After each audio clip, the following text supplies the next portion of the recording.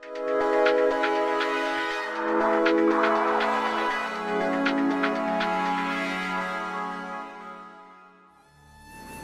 Lanka is a small tropical island in the south of India.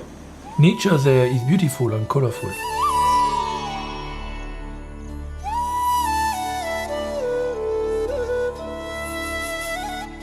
It is known for centuries as a gem island, and its soil is rich in gems.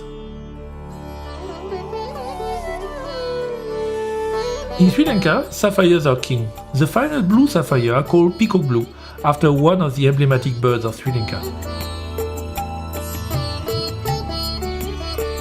Sapphire deposits are found mainly around Ratnapura, Elaira and Kataragama, while Galle, Berriwala and Colombo are the main trading centers. In its desire to provide a reliable service to the trade regarding origin determination of gemstone, the GIA must establish a solid reference collection. This is the reason why we are traveling regularly to Sri Lanka in order to collect the sample GIA needs for its collection.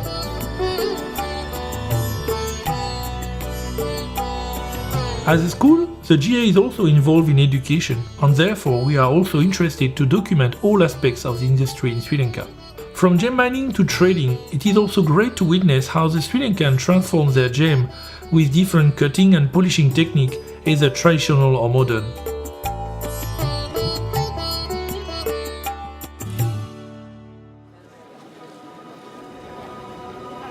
Usually a field expedition starts visiting a gem market. This is a great place to meet people, see stone and get news about new production, new deposits and their locations. This is a Niwitigala gem market, so it's a market specialized on rough stone, especially Gouda.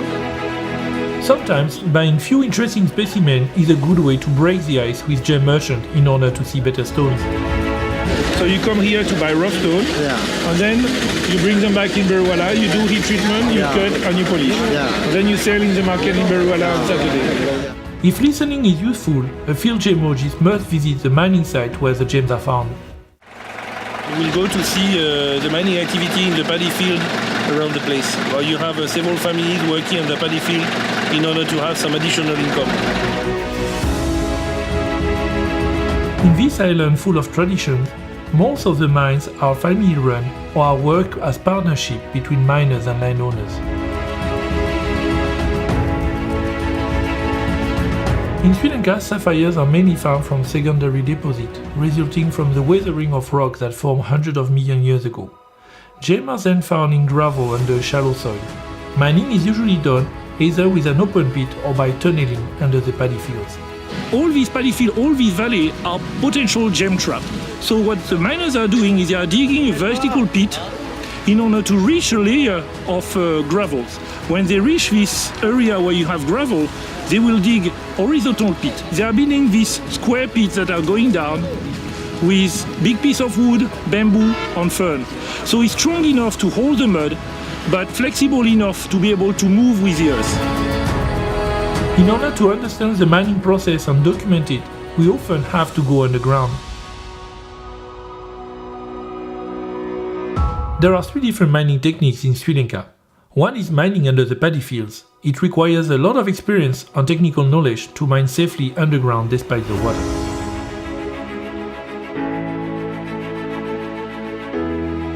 The use of wood and ferns allows the water to pass but retains the mud. Then they need to pump the water out to be able to mine.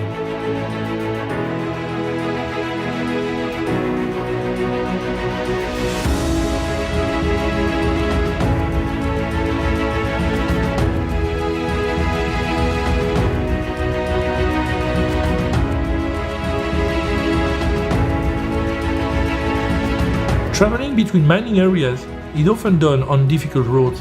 If the paddy fields of Sri Lanka can be rich in gems, it can be the same with the surrounding hills. Gems can be found sometimes in tea plantations. Here in Sri Lanka, this is what people call hill-type mines, that is mainly occurring, in tea plantations, because tea plantations usually are on the hillside. On the hill, you have more stone a little bit everywhere. So this miner is digging between the rocks, trying to collect all the ground that is there in order to go to wash. It's very clean. There are few small inclusions inside. The stone is quite good. Each mine is a new opportunity to add sample to the GIA collection.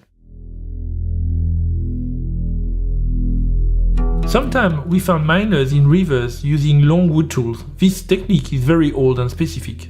This is the third traditional mining technique used in Sri Lanka. We are on the Kaluganga River near Ratnapura, and you have a group of miners mining in the river. But these mines are not really legal, so they are quite afraid. They are using long shovels in order to collect, the gravel, and collect them, and they put them at the side, under their feet. So like that, the river, is taking away all the mud, and they are concentrating the gravel under their feet. At the end of the day, they will collect everything they have dredged, and they will finish the washing, and hopefully they will be able to get some stone. If many mines in Sri Lanka are small scale, in some rich area, mines are actually profitable enough to be mechanized. The next step in this expedition is to witness mechanized mining.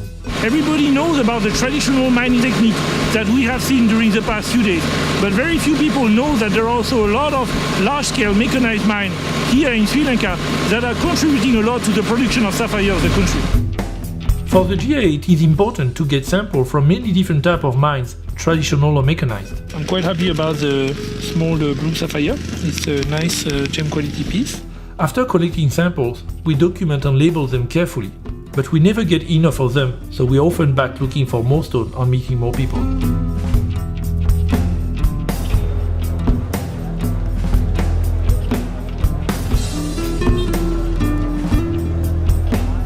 You can buy any stone you can buy, but no problem. Now most of the business here in Beruala is organized two ways. Some business happen in the street, but most of the foreign buyers who are coming in Sri Lanka go to see stone in an office. So they are using a broker to go to see stone in an office. And this is what we are going to do. We are going to the office of one of my old friends in Sri Lanka. Ratnapura, obviously being closer to all the mining areas, you find a lot of rough, and in Beruala you would find a lot of faceted or finished goods. Some of the small stones, they have some minute particles, they are smoky, they are milky. When you heat them, you can increase the color. So you can have small Sri Lankan sapphire with good color, but most of them will be heated. To learn more about heat treatment, we are going to meet Master Simon, one of the last traditional blowpipe burners. Heat treatment is used to try to improve the color of gemstone for at least 1,000 years. So this technique is called blowpipe. You can see that Master Simon is using a pipe and he's blowing in the pipe.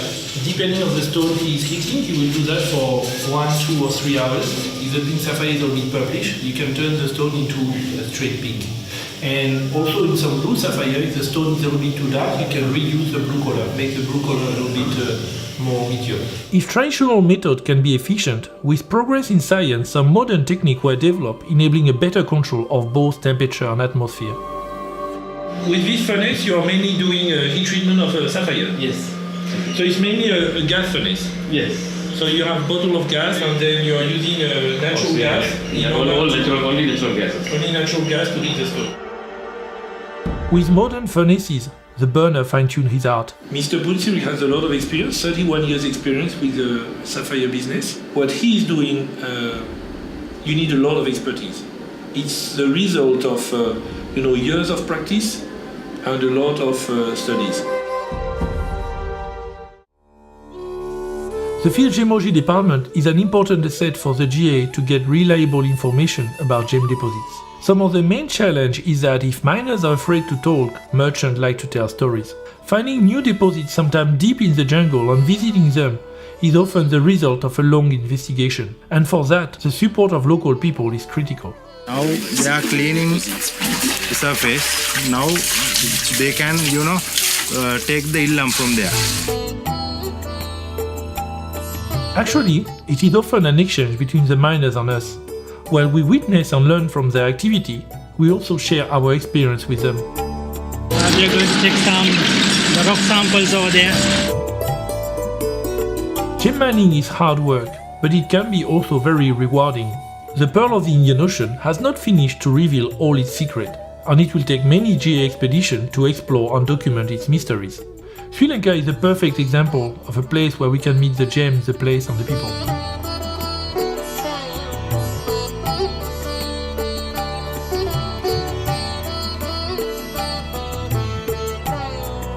There is still a huge potential. There are a lot of areas where you have potentially sapphire and that were never mined. So I think we don't have finished to visit Sri Lanka. I will probably continue to visit Sri Lanka 1 or twice a year for the next 5 to 10 or maybe 15 or 20 years.